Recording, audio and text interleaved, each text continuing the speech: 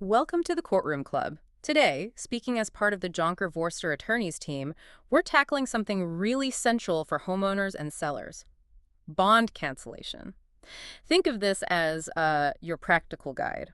We're pulling directly from our firm's Bond Cancellation Figures complete guide. The idea is to help you navigate this whole thing smoothly, avoid those last-minute hiccups.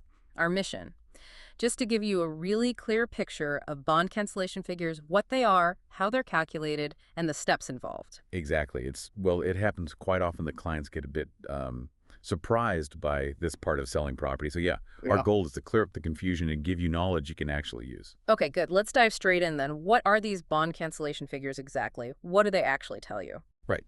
So in simple terms, they show the exact amount still owing on your home loan right at the point you plan to cancel the bond. It's not just a guess. It's the specific amount the bank needs to settle up before that bond can be legally removed. When we act as conveyancers, getting these figures is one of the first things we do. It makes sure everyone's on the same page financially. Got it. So it's like the final invoice from the bank for the loan. Why is knowing this number so important, whether you're selling or just paying it off early? Oh, it's crucial for a few reasons. First, for sellers, it gives you complete clarity on what debt is left before the property transfers. That way, there are no nasty surprises when the sale money is divided up. Second, knowing the figures early helps with financial planning. It makes the whole sale process much smoother. Imagine finding out right at the end that you owe way more than you thought. That's real stress. And lastly, it's just a mandatory step. You literally can't register the transfer of ownership without settling the bond based on these figures. That makes total sense. Avoids chaos later. So, when the bank calculates these figures, what goes into that final number? It's not just the outstanding loan amount, right? No, absolutely not. The outstanding loan balance is the main part, sure. But there are other bits. A really key one is notice period interest. Here in South Africa, banks usually need 3 months written notice if you intend to cancel your bond. If you don't give that notice, or not enough notice, they might charge you interest for that 3-month period anyway. It catches a lot of people out. Wow, okay. That 3-month notice sounds like a bit of a hidden thing you need to know about. What else gets factored in?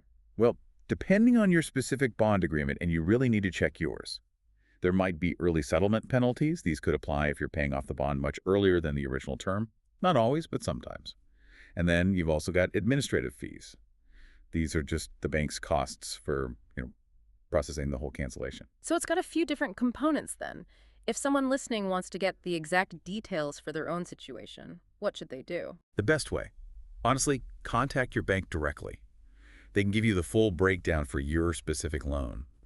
But of course, this is something we help clients with all the time at Jonker Vorster Attorneys. We can look at your bond agreement, help you figure out these terms, anticipate the costs, make sure you're fully aware. That's definitely where having good legal support helps. Okay, changing gears a bit. Let's say you're selling, you've got an offer, you're ready to go. How long does it usually take to get these bond cancellation figures back from the bank? Okay, so once we, as the conveyancers, send the formal request, banks generally take about 2 weeks, maybe a bit less, maybe a bit more. They need that time to do the calculations and prepare the official statement. As soon as we get them, we check everything over carefully, make sure it's right, and then we move forward with sorting out payment and scheduling the cancellation itself. 2 weeks sounds pretty reasonable.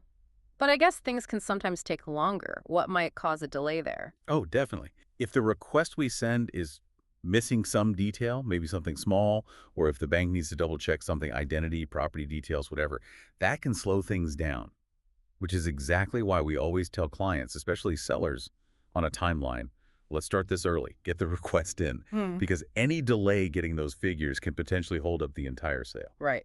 Proactive is the way to go. Get the ball rolling early. Okay, let's walk through the actual steps then, based on our firm's guide. What's step one? The very first thing. First step, and maybe the most important financially, is notify the bank you intend to cancel. Like we said, giving that 3 months written notice. That can potentially save you paying a chunk of extra interest. It just gives the bank fair warning. Okay, step one, tell the bank. Step two, and this is where we come in, is hire a conveyancer. Why is getting an attorney involved so critical here? Well, a conveyancer like our team here at Jonker Vorster handles all the legal stuff involved in canceling the bond. That means formally requesting the figures, making sure all the paperwork is spot on, submitted correctly, and then managing the actual settlement of the debt with the bank. Choosing someone qualified, someone who knows property law inside out, it just gives you peace of mind. Honestly, we handle these every day, so we know where the potential snags are and how to steer clear of them. Absolutely. Having that expert guidance makes a huge difference. So the conveyancer is hired, they've requested the figures. What's next? The next vital step is confirming the bond cancellation figures when the bank sends that statement through. As your conveyancers, we'll go through that document with a fine-tooth comb. Check the balance, the interest calculations, any fees listed. If anything looks unclear or maybe not quite right based on the agreement, we talk directly to the bank. Get it clarified. Total transparency for you is key. Transparency, accuracy. Got it. And then presumably the next bit is fairly straightforward, paying the outstanding balance. Exactly.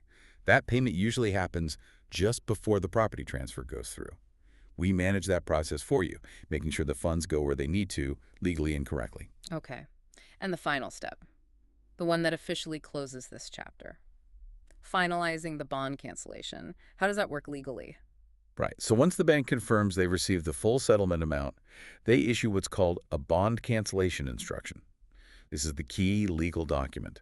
It allows us, your conveyancer, to go to the deeds office and actually cancel the bond registration against the property title. Once that's done, the bank's hold over the property is removed and the ownership can legally transfer to the new buyer. Clean slate. That's a very clear breakdown of the process. And now thinking about the finances, apart from the actual settlement amount in those cancellation figures, what other costs should sellers be ready for? It's good to know the full picture. Yeah, that's a really important point. Besides the main settlement figure, you need to budget for a few other things. There will be conveyancers' fees, that's for our legal work, handling the cancellation and the property transfer. Then there are deeds office fees. These are official charges from the government for registering the cancellation. And finally, some banks might have their own specific bank charges just for the act of canceling the bond. Okay, so a few different cost items there. Are these fees pretty standard or do they vary a lot? They can definitely vary. Our conveyancing fees are usually based on a recommended tariff scale linked to the property's value, but the complexity of the deal can affect it too. Deeds office fees are generally fixed amounts, but bank charges, those can differ quite a bit depending on which bank you're with and their specific rules. This is another reason why using experienced conveyancers helps. We can give you a pretty accurate estimate of all these costs up front. Helps you budget properly, avoid surprises. This has been incredibly useful. A really thorough look at bond cancellation figures and the whole process, drawing on our team's expertise here at Jonker Vorster Attorneys. It really highlights how important it is to understand these details if you're involved in property. Absolutely. Being proactive, planning ahead, and getting expert legal help from a firm like ours, it really can make the whole thing much smoother and less stressful. Definitely. So, if you listening have more questions or need help with your bond cancellation or any other property law issue for that matter, please do get in touch with us at Jonker Vorster Attorneys. You can find all our contact info on the website, that's jbattorneys.co.za, or you can even email Hunter Vorster directly, hundry@jbattorneys.co.za. We are genuinely here to assist. And maybe just a final thought to leave you with. Consider this. How early should you really start thinking about bond cancellations? Even if selling is just a vague idea right now. Understanding that 3-month notice period, the potential costs, knowing that stuff well in advance puts you in a much better position when you do decide to move forward. Something to mull over. Great point. Thank you for joining us here on the Courtroom Club for this deep dive into bond cancellation. We really hope this has been valuable for you.